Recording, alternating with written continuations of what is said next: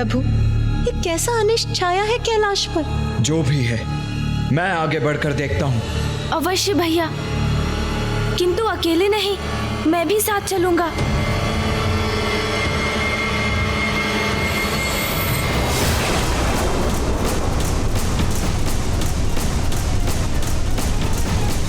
ये कैसा कंपन है आकाश में?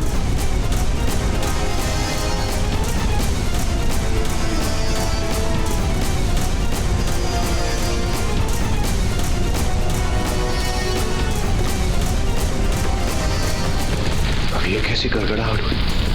क्या कोई अन्य संकट प्रकट हो रहा है अब? ये भयंकर ध्वनि कैसी है? क्यों और कहां से उत्पन्न हो रही है ये ध्वनि?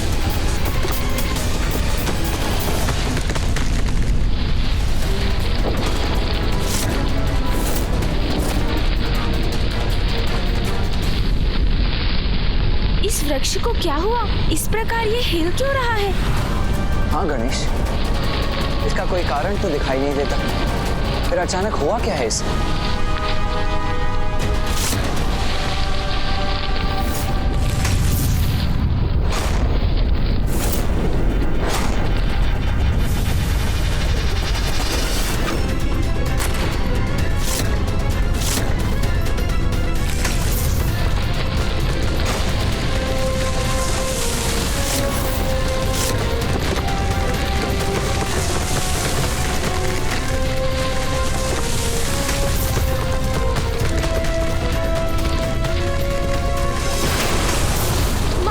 श्री देवगण सावधान, खंडित हुआ है ये वृक्ष और उसका एक भाग आप पर ही गिर रहा है। दूर हट जाइए। माँ! पिताजी!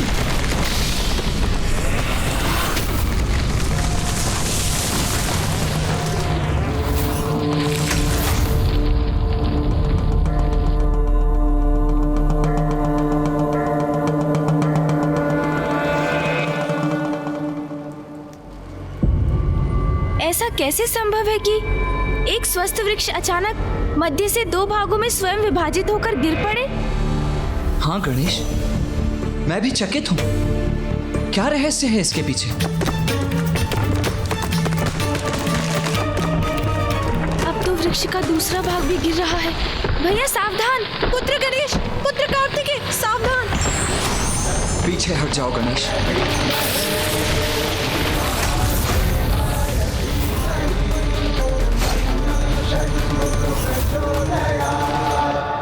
गणेश, पुत्र कार्तिकेय, तुम दोनों कुशल तो हो ना?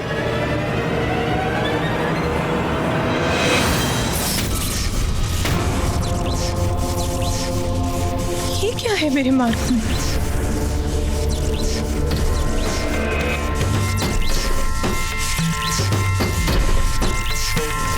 ये कैसी अदृश्य बाधा है जो मुझे आगे नहीं बढ़ने दे रही है?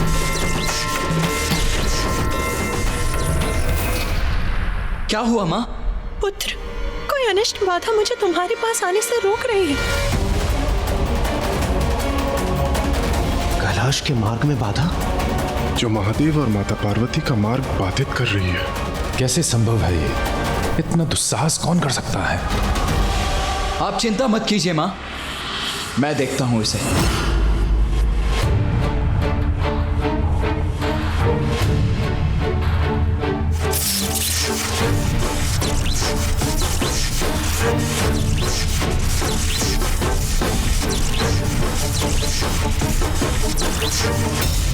बाधा तो अवश्य है, किंतु बाधाओं को नष्ट करना आता है मुझे।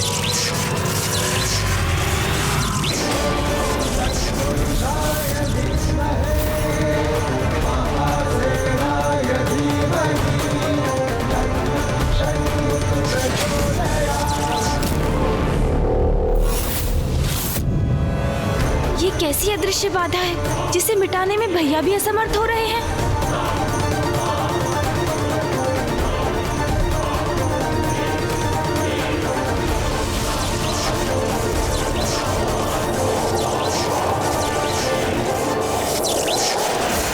पुत्र गणेश की शक्ति भी असफल होगी।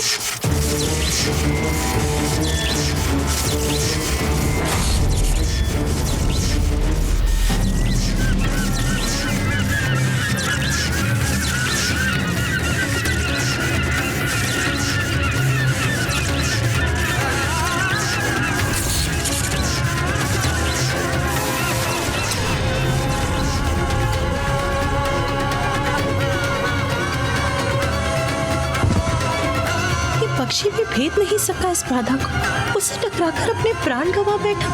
माँ, मैं अवश्य नष्ट करूंगा इस बाधा को।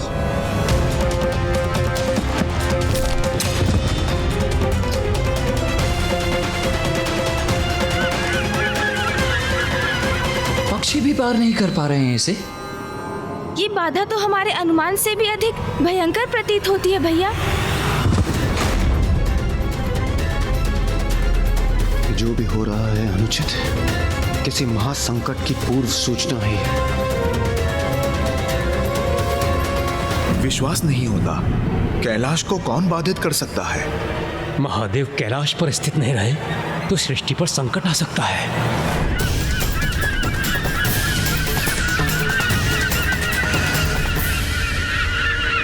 पक्षियों का समूचा झुंड आ रहा है। ये भी कहीं इस बाधा से टकराकर इनके प्राण भी नष्ट हुए तो इस बाधा की शक्ति में कोई संदेह नहीं रह जाएगा।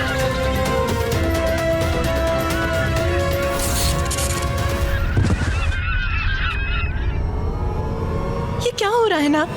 ये किसका तो साहस है? ये पक्षी भी प्राणहीन होकर मेरे पुत्रों के समीप गिर गए, जो अज्ञात बाधा के उस पार है और हम इस पार। कुछ करिए नाथ, इस संकट को दूर करिए। हम कैलाश जा रहे थे, तोतला जी वहां पहुंचे, हम दोनों आगे बढ़े, फिर वो वृक्ष दो भागों में बटा, उसके दोनों भाग भिन्न दिशाओं में गिरे। तो इस बाधा के निर्माण से ही वो वृक्ष विभाजित हुआ और पक्षी भी उसी से टकरा कर गिरे। अर्थात ये बाधा अदृश्य सुरक्षा घेरा है, जिसके एक ओर हम हैं और दूसरी ओर पिताश्री, माँ और अन्य देव। अर्थात हमें कोई कैलाश पहुँचने से रोकना चाहता है, किंतु कौन है वो?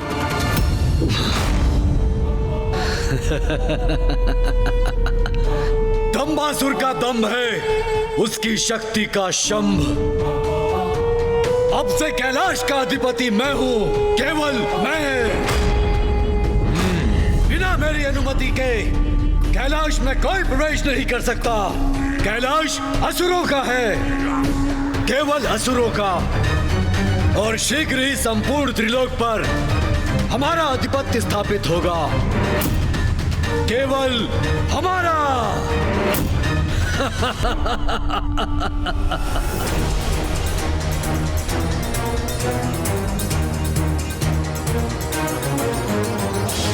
माँ, आप पीछे हट जाइए, मैं अभी इस अदृश्य बाधा के घेरे को ध्वस्त करता हूँ।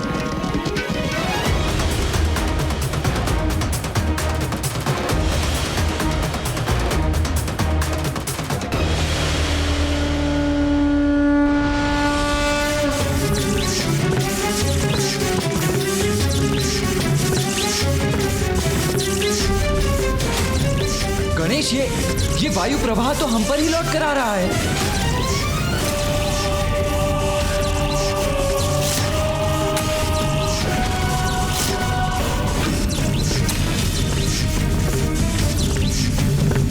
मेरे पुत्र गणेश की शक्ति भी असफल हो गई। गणेश की दिव्य शक्ति को विफल करने वाली कैसी शक्ति है ये कैसे संभव है? प्रथम पूज्य श्री गणेश जी की शक्ति भी इस अदृश्य बाधा से टकराकर वापस लौट गई। तब इसे भेदने का क्या उपाय हो सकता है? आश्चर्य, ये कैसे संभव है? क्या है ये शक्ति? अब इस समस्या का निवारण मैं ही करूंगा, मैं ही मिटाऊंगा इस बाधा को। स्वामी, महादेव, आप कदापि चिंता मत कीजिए, मुझे एक अवसर दीजिए। हम सभी अपने संयुक्त प्रयास से इस समस्या का कोई ना कोई निवारण ढूंढ ही लेंगे। प्रभु, कृपया मुझे आगे बढ़ने की अनुमति दीजिए। धन्यवाद प्रभु।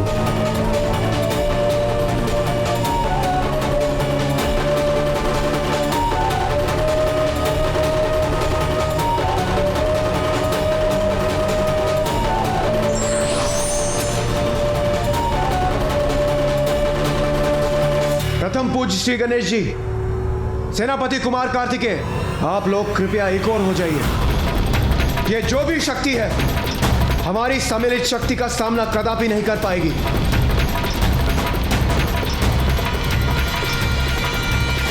देवगण, तैयार हो जाइए। सर्वप्रथम हम अपनी संयुक्त शक्ति से इस अदृश्य बाधा को ध्वस्त करेंगे। उसके पश्चात हम उसका अंत करेंगे जिसने इस बाधा को यहां स्थापित किया है। अवश्य इंद्रदेव, इस दुस्साहस का उचित दंड देंगे उसे।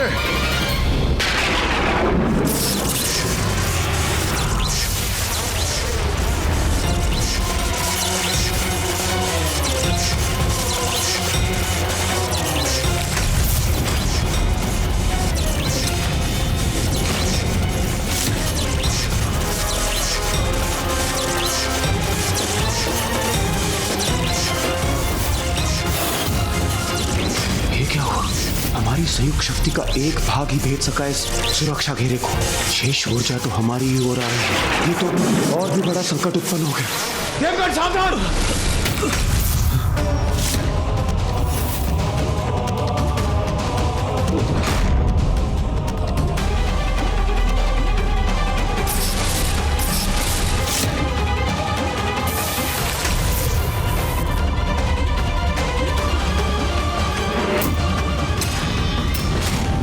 अब तो ये हमारी लक्ष्य रहित ऊर्जा और विनाश करेगी। पर्वतों और शिलाओं से टकराकर नष्ट कर रही है उन्हें हमारी ऊर्जा। देवताओं की ये ऊर्जा तो कैलाश के केंद्र की ओर जा रही है। यदि ये कैलाश के केंद्र से टकरा गई तो बहुत बड़ी क्षति हो जाएगी।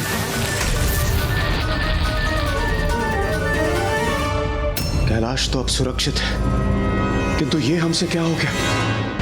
हमारी ऊर्जा इस घेरे से बंध कर इसके अनेकों सिरों से टकरा रही है। ये तो समस्या सुलझने के स्थान पर और विकट हो गई इंद्रदेव। हाँ, इस प्रकार तो हमारी ऊर्जा कैलाश के विध्वंस का कारण बन सकती है। यदि ऐसा हुआ तो बहुत बड़ा अनिष्ट हो जाएगा। पर इस समस्या का मूल कारण हम देवता होंगे।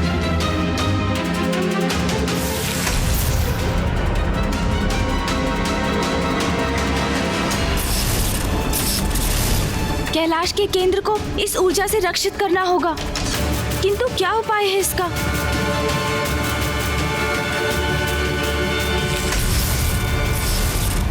स्पष्ट है, कैलाश के चारों ओर एक शक्तिशाली अदृश्य बाधा का घेरा है। हाँ महादेव, जिसके कारण देवताओं की इस ऊर्जा का भयंकर परिणाम हो सकता है।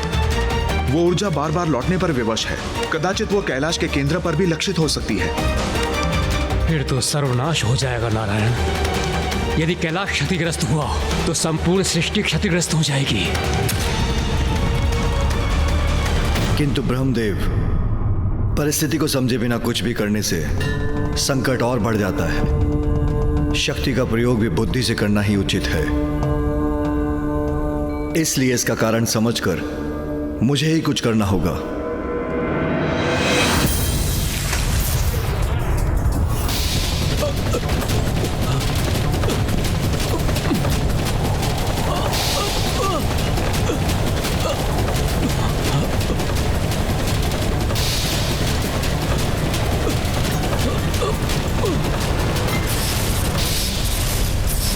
किंतु स्थिति तो शीघ्रता से बिगड़ती जा रही है महादेव। आपको शीघ्र ही कुछ करना होगा।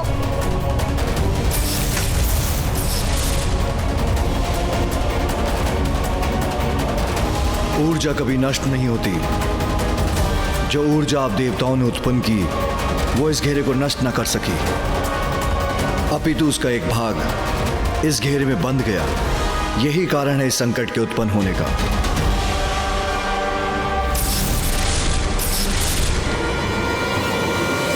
महादेव, हमें क्षमा कर दीजिए। हमारे कारण यह समस्या और भी बड़ी हो गई। प्रभु, इससे पूर्व की ये समस्या और भी बड़ी हो जाए, आप ही कृपया कुछ कीजिए। हाँ प्रभु, इस समस्या का समाधान शीघ्र करना अति आवश्यक है। मैं यहां खड़े रहकर ये सब नष्ट होते हुए नहीं देख सकता, इसीलिए मैं ही कुछ करता हूं। मैं अपनी शक्ति से इस घेरे को नष्ट करके ही रहूंगा।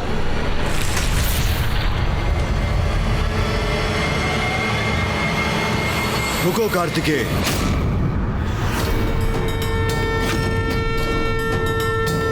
देवताओं की ऊर्जा पूर्व में ही इस अदृश्य घेरे से टकराकर अनिष्टकारी हो रही है। तुम्हारे प्रहार से और नष्ट हो सकता है। कैलाश संकट में आ सकता है, इसलिए अपनी ऊर्जा का प्रहार मत करो। किंतु ये कैसी शक्ति से उत्पन्न हुई बाधा है पिताश्री, जिसे हम में से कोई नहीं भेद पा रहा है? गणेश का प्रश्न उचित है महादेव। इस अपराजय शक्ति के पीछे जो रहस्य है उसे शीघ्र ज्ञात करना होगा। हाँ महादेव, अब और विलंब उचित नहीं है।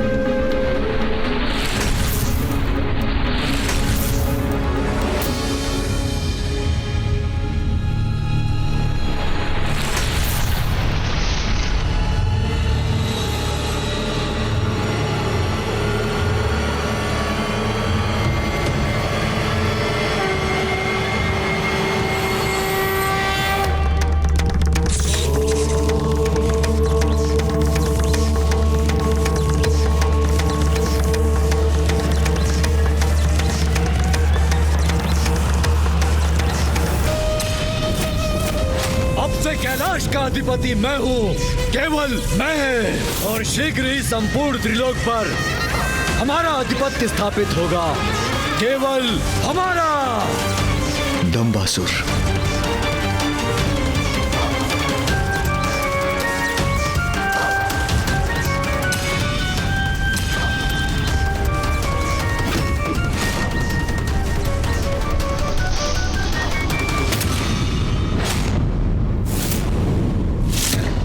दंबासुर ही है इस सब के पीछे।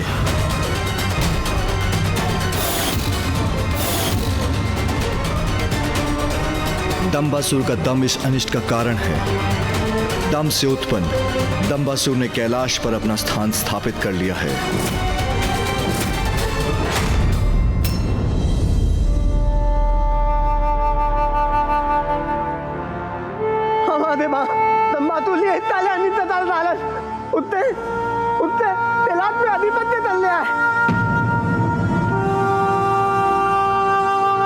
दंबासुर? ये दंबासुर कौन है? दंबासुर एक असुर। वो इतना दुस्साहसी कैसे हो गया कि उसने कैलाश पर ही आक्रमण कर दिया, और हम सभी की शक्ति को उसने परास्त कैसे कर दिया? दंबासुर ने कैलाश की शक्ति से ही कैलाश को बाधित किया है। किंतु पिताश्री, ये दंबासुर है कौन?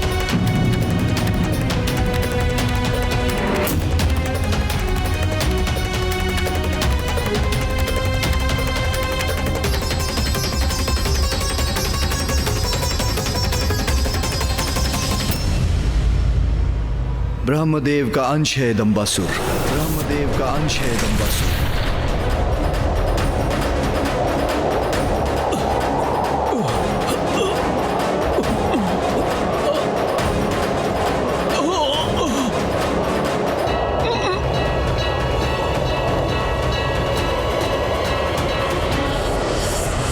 ब्रह्मदेव का अंश है ये दुस्साहसी असुर? हाँ पुत्र, ये उस समय की घटना है जब ब्रह्मदेव को सृष्टि के रचयिता होने का दंभ हो गया था। वो स्वयं को श्रेष्ठतम देवता मान बैठे थे। नारायण नारायण। प्रणाम पिता श्री ब्रह्मदेव। वैकुंठ में गया था श्री हरि नारायण के करने दर्शन, तो मन में विचार हुआ एक उत्पन्न, क्यों ना आपका भी कर लूं अभिवादन। बस चला आया। नारायण नारायण। नारायण के दर्शन, उससे क्या लाभ होगा तुम्हें? सर्वप्रथम तुम्हें मेरे दर्शन करने चाहिए थे देवर्षि नारद। तो ये क्या कह रहे हैं आप? प्रभु आप, महादेव, श्री हरि नारायण, आप तीनों हैं त्रिदेव। तीनों में मैं करता नहीं कभी भेद। आप तीनों मेरे लिए है समान, इसीलिए संपूर्ण भक्ति भाव से करता हूं तीनों का सम्मान। सर्वश्रेष्ठ, सर्वशक्तिशाली, महाज्ञानी हूं मैं। त्रिदेवों का भाग नहीं, उनसे उच्च हूं मैं। ब्रह्मदेव हूं मैं, ब्रह्मदेव।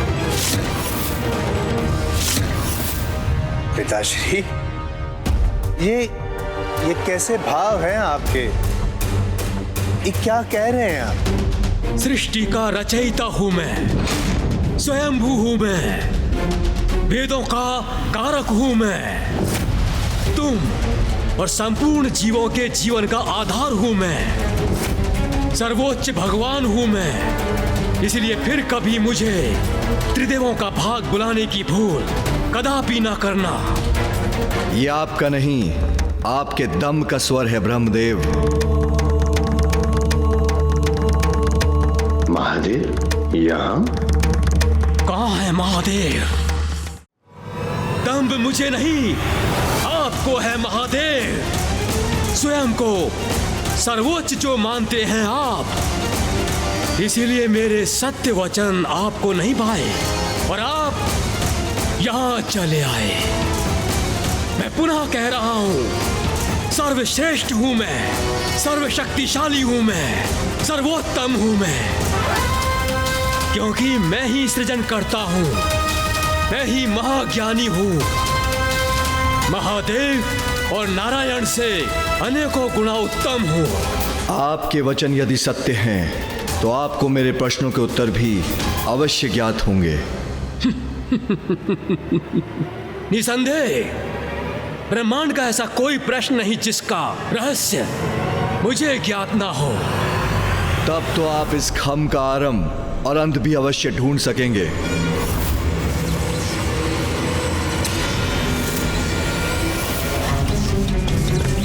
इसमें कौन सी कठिनाई है, ये तो मैं अभी ज्ञात कर लेता हूं।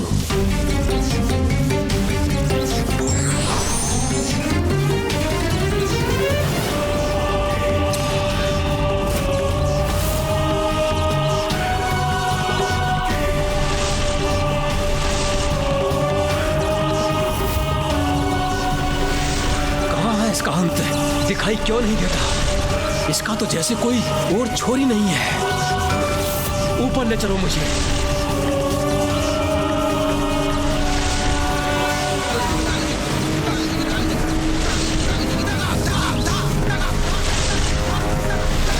ब्रह्मांड की ऊंचाई में भी इसका आरंभ नहीं दिखाई दे रहा है। सत्य है, ये खंभ तो अनंत है, किंतु महादेव को उत्तर तो देना ही होगा मुझे, अन्यथा मेरा अपमान होगा। वैसे भी जिस प्रश्न का उत्तर मुझे नहीं ज्ञात, वो उन्हें भी ज्ञात नहीं हो सकता। इस खंभ का आरंभ और अंत दोनों ढूंढ लिया है मैंने। पुनः विचार कर लीजिए, आप सत्य कह रहे हैं ना ब्रह्मदेव? मेरे शब्दों पर अविश्वास करने का दुस्साहस कर रहे हैं आप महादेव। मैंने जो कह दिया वो सत्य ही होता है।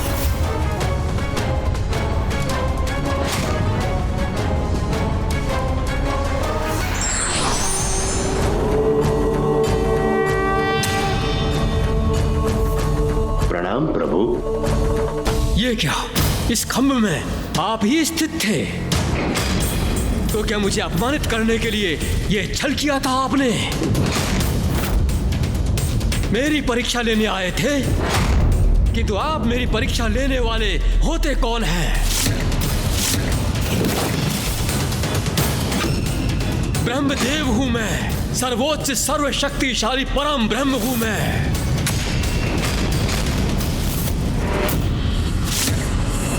आप अपना परिचय दीजिए। महादेव से ये कैसा प्रश्न कर रहे हैं ब्रह्मदेव? पिकुपति हो गए तो?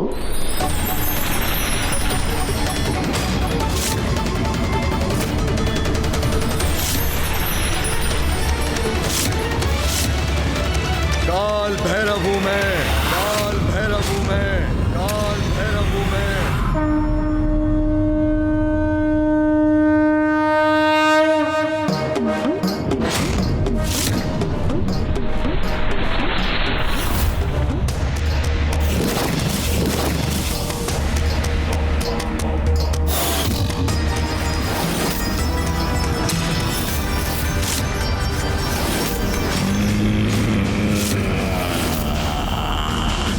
सबका अंत करता हूं मैं, अहंकार का भक्षण करता हूं मैं। सृष्टि के जनक को अहंकार शोभा नहीं देता, अहंकार का मिट जाना ही सर्वथा उचित है। मैं आपको आपके अहंकार का दंड अवश्य दूंगा। आपका पंचम शीश आपके शरीर से विलग कर दूंगा। दम्भ युक्त शीश की आवश्यकता नहीं आपको। यह दम्भ स्वयं का शत्रु होता है। यह है आपका दंड परम परमेश्वर से स्पर्धा करने का।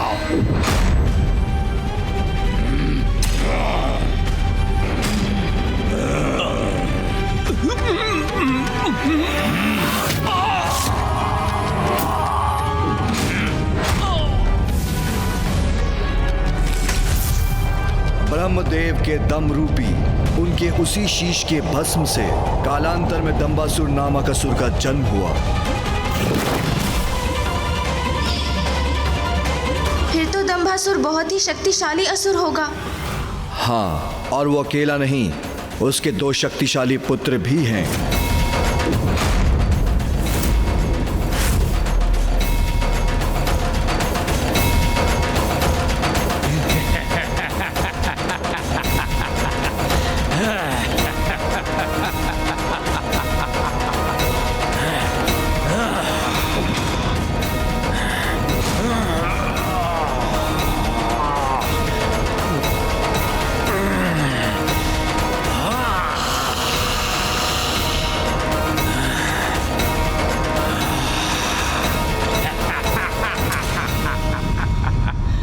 सुंदर प्रिय के बाहुबल के समक्ष कोई भी पर्वत नहीं टिक सकता।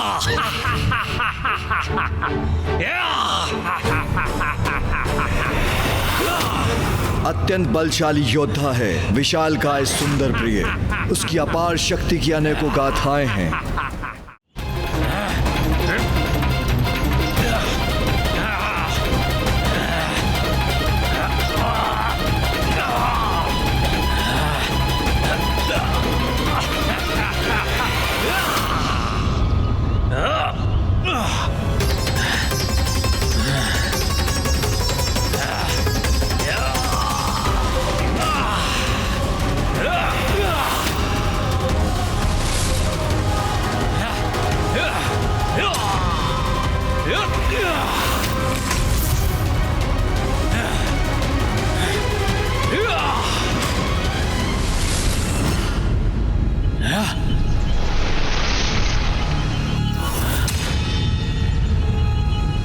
अरे ये क्या? ये दोनों पर्वत तो जुड़कर मेरी ही ओर आ रहे हैं। नहीं नहीं,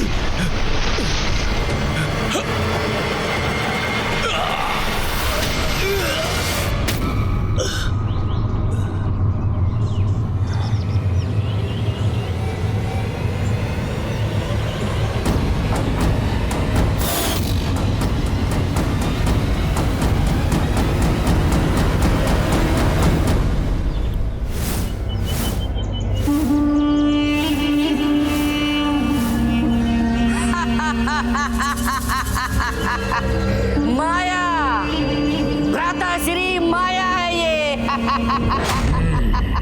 आपका बल मेरी माया के आगे निष्फल हो गया। तो ये तुम्हारी माया है विषय प्रिय। मैं अभी भी चेतावनी दे रहा हूँ, बंद करो अपनी माया, नहीं तो परिणाम अच्छा नहीं होगा।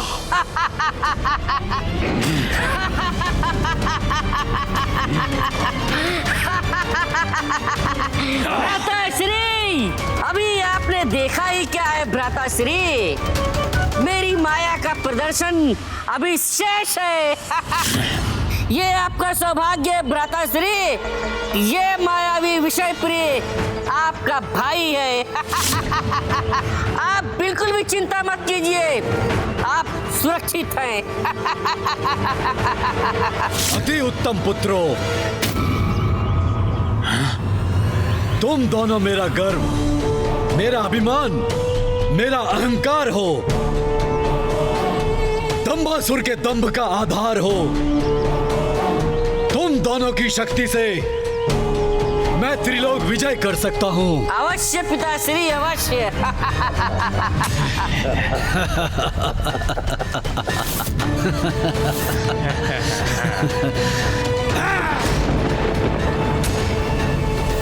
एक ओर कैलाश पर असुरों का आधिपत्य, तो दूसरी ओर देवताओं द्वारा छोड़ी ऊर्जा शक्ति। जो कभी भी कैलाश से टकराकर उसे नष्ट कर सकती है। हमें यथाशीघ्र कैलाश को इन दोनों संकटों से मुक्त करना होगा।